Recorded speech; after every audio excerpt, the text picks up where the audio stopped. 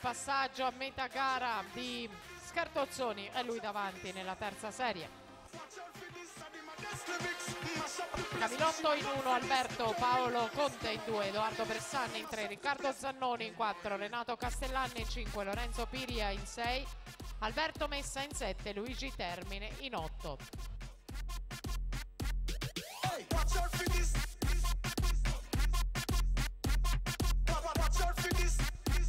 E intanto Scartozzoni 1:08,77 per vincere la Serie 3. Attenzione, subito da spostare una polo bianca, una